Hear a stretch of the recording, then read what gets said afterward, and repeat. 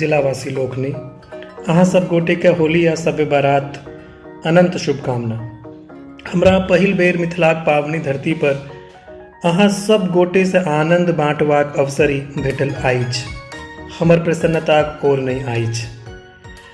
अहाँ जनैत छी जे होली रंगक त्योहार अछि। ई आपसी भाईचारा, सामाजिक एकता आ सद्भावक पर्व के रूप में मनाओल जाइत अछि। हमर कामना अछि जे सब गोटे होली के शांति आ सौहार्दपूर्ण परंपरा के बरकरार रखैत मनावी आ आपसी भाईचाराक मिसाल कायम करी। अहाँ इहो जनैत छी जे गत दिवस कोरोना के मामला में बढ़ोतरी भेल अछि। अपन जिला में कोरोना के किछु मामला सेहो प्रकटित भेल अछि, जिनका होम आइसोलेशन में राखल गेल छनि।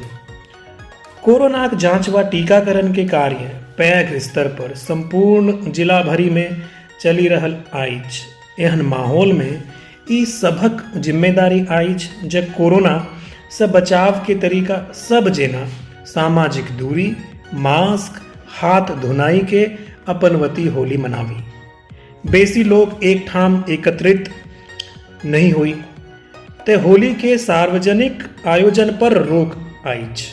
हम अमित कुमार, जिला पदाधिकारी मधुबनी, जिला प्रशासन मधुबनी दिस से सब गोटे से अपील व अनुरोध करैत छी जे कोरोना से बचैत हम सब होली आ शब बारात मनावी। अहाँ सब गोटे के शुभकामना अछि।